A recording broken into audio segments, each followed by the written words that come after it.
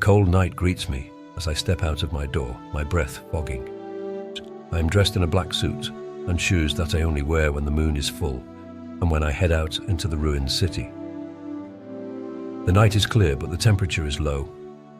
The circle of the moon shines brightly over the rubble and the detritus, but it sits low in the sky, casting long, jagged shadows.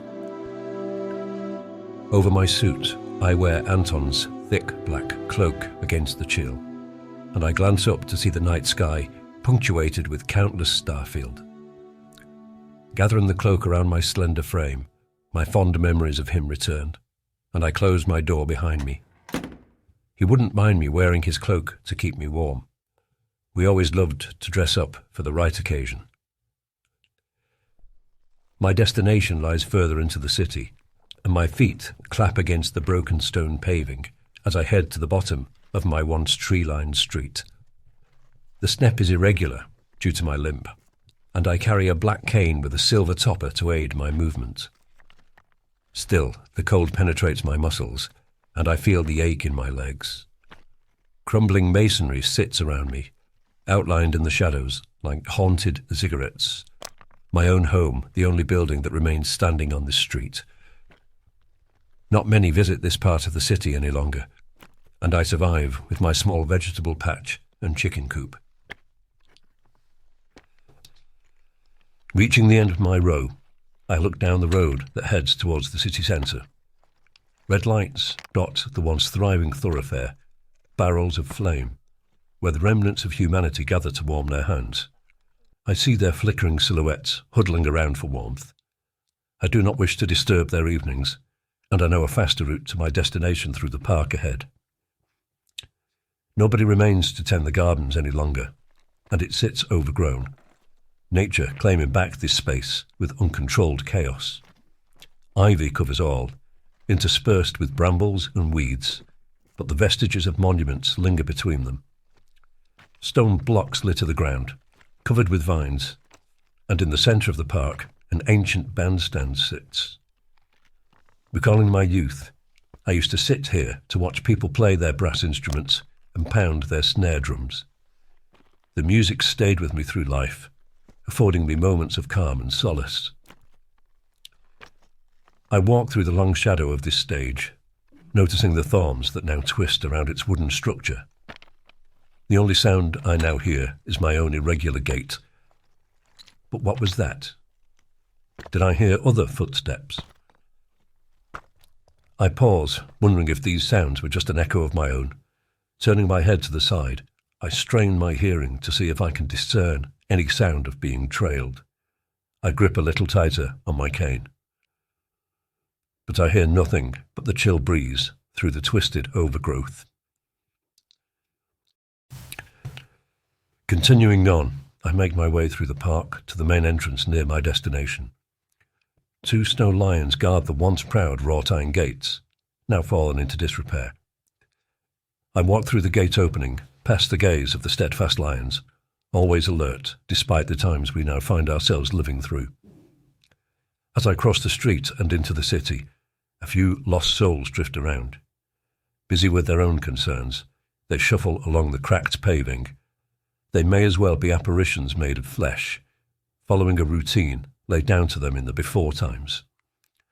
I avoid them as much as I can, not meeting their plaintive stares, and make my way further into the town. The buildings here are more damaged, broken teeth against the night sky, and I have to pick my way through the rubble. Eventually, I catch sight of my destination, and my heart lifts. The theatre stands, although in a state of disrepair. Miraculously, it survived the worst of the destruction, standing as a lone sentinel in the midst of ruin. Its entrance greets me with stone pillars and worn steps, and I enter into the dark foyer where a once red carpet sits threadbare and blackened with dirt. As I enter, a few other like-minded survivors also arrive. We are all dressed formally in our suits, and many of the ladies wear long gowns. I see a young lady drift by, dressed from head to toe in an off-white dress of lace. Our faces are ghostly pale, as though powdered, and we move like shadows into the circle silently. The gatherers sit apart. We come not to revel in each other's company, but to sit and contemplate our loneliness amongst our memories. I sit in my usual spot, halfway down the central aisle and across into the middle. I find this is the sweet spot for the sound around this amphitheatre. As I settle in my velvet seat, I rest my cane on the one adjacent and loosen the cloak around my neck. I glance around and see the disparate audience settling for this next full moon performance. Ahead of me sits a stage where a row of chairs are gathered in a hemisphere. The roof is smashed, a gaping hole allowing the moonlight to filter down, illuminating the stage as a silvery spotlight. I don't have to wait long before the musicians enter from backstage and take their seats. Violins, cellos, and a double bass make up the strings, along with a woodwind section featuring an oboe, flute, and whistles. Trumpeters and trombonists make up the brass. A single percussionist sits behind them, with drumsticks ready in hand. As they enter, no applause springs from the audience. Gone is the world of celebration and praise, replaced with a simple need of escape, even for a brief time. Finally, a man dressed in a long-tailed jacket enters and takes his place on the podium in front of the small orchestra. He holds a baton in his hands, with which he taps on the lectern, bringing the musicians to order. I brace myself, ready for the forthcoming performance, as a starving man would a meal. The performance begins with a discordant series of notes as they find the feel of their instruments. The conductor raises his baton, readying them to begin, a maestro at work. The first note hangs in the air, delicate as a whisper, yet heavy with promise. Strings tremble beneath the bows, coaxing an otherworldly sound. It wraps around the audience as a breath held too long, waiting to exhale. Every vibration crawls over the skin, seeps into the bones. The slow pull of the cello is a heartstring being tugged, a silent ache.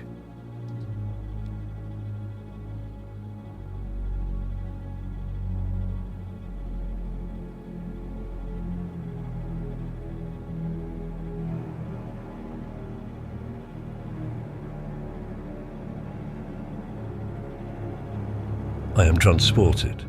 Time means nothing to me while they play. Forgetting my struggle for survival, the music takes me to a happier time. Memories of Anton, he and I living together before the end, before the bombs came.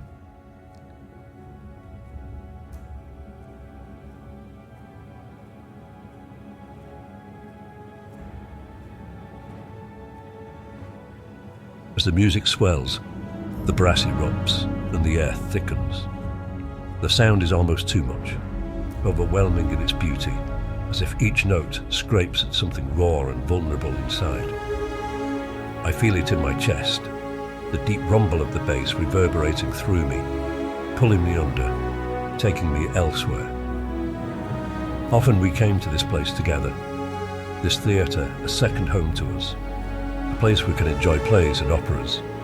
And yes, we listened to the orchestras playing symphonies and classical pieces that we loved.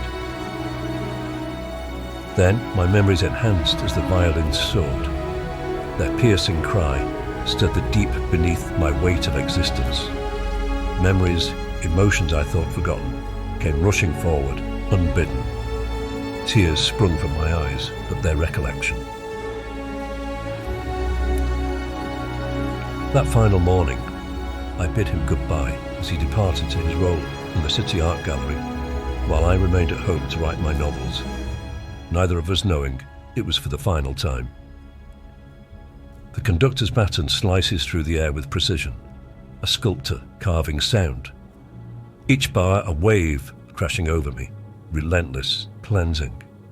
The intensity grows, yet the musicians hold it together, spinning chaos into order, binding me to every rise and fall of the melody. And then it softens. The violins whisper again, and the horns become a distant echo. I hear the silence between the notes, alive with meaning. It lingers, pregnant with the weight of everything unspoken, everything I couldn't put into words. I am consumed by it, lost in the spaces between sound. The final note strikes, the release, both a relief and a sorrow. The symphony does not leave me. It remains simmering in my veins, echoing in my chest.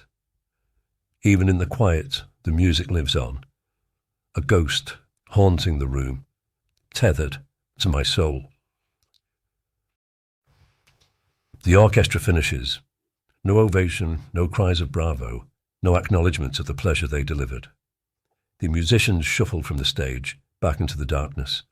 For a few moments, I do not move from my seat as I ingest the melodies. Around me, the others assembled drift off to whatever life they now suffer, and I am left in the auditorium alone. Inhaling deeply, I feel as though my very spirit has just received nourishment. I need this just as much as I need the feel of Anton's warm cloak around me. Finally, I grab my cane and use it to stand, the ache returning to my legs.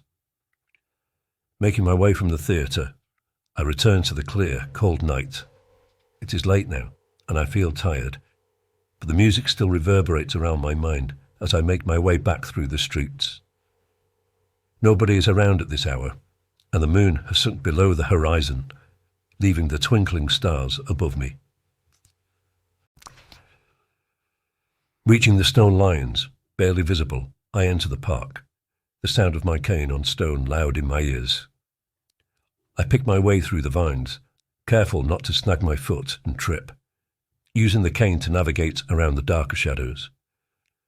Yet again, I feel as though I am being watched, and I pause to listen. I turn to face each direction, but it is too dark here to see anything clearly. I increase my pace, heading for the exit as quickly as I could manage. Ahead, I see the bandstand silhouetted, its thorny barbs amplified against the starry night. My limp seems worse as I attempt to flee, now sure that I am being followed. My unseen pursuer's footsteps mirroring my own.